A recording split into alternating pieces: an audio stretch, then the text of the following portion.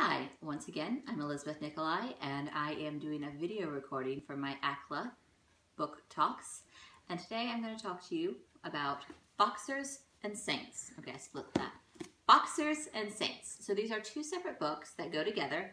You can see their covers go nicely together, and their spines go nicely together. They're companion volumes, and it doesn't really matter which order you read them in, but it's going to change how you feel about the characters. And if you have a choice, I would read Boxers first.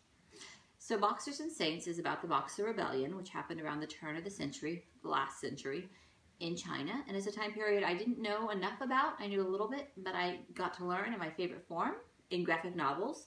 They're by Jean Lun Yang, who you might remember did American Born Chinese, which was the first graphic novel to win the Prince Award. And these are really, really good.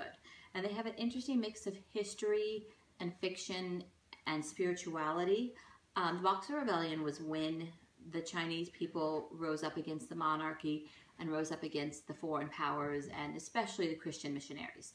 So in Boxers, as you would expect, the main character is Little Bao, and he is a leader in the Boxer Rebellion, and he wants nothing more than take his country back from the foreigners and what they call the secondary devils, which is to say those Chinese who have converted to Christianity.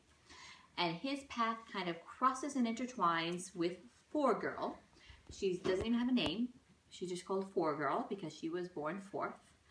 And she ends up converting to Christianity, hence why her book is called Saints. And that's Joan of Arc, who makes an appearance in her book. And so they kind of intertwine and go back and forth within this very, very, very difficult historical period. Again, these are graphic novels written on the teen level, so there's some pretty honest stuff. It's never super graphic. There's no illustration that I wouldn't show my grandmother in here, but there is some heavier content, so they are really appropriately put in the teen section.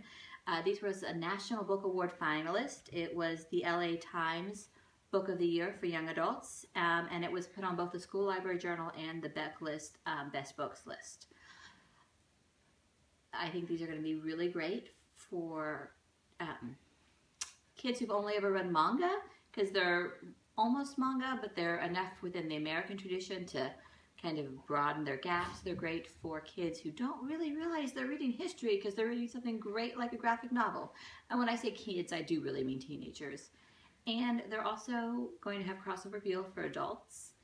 And I think they're going to be also appealing for boys and reluctant readers. So again, these are really great books about religion and spirituality, because both of them have embraced traditional Chinese or Christian spirituality, but also how that plays into politics. And I think if you use them in a classroom or in a book group, there would be a really, really interesting book discussion about how even today, religion and politics don't always end well. And for neither of our characters, do I have to say, do religion and politics make a happy mix? Thank you again.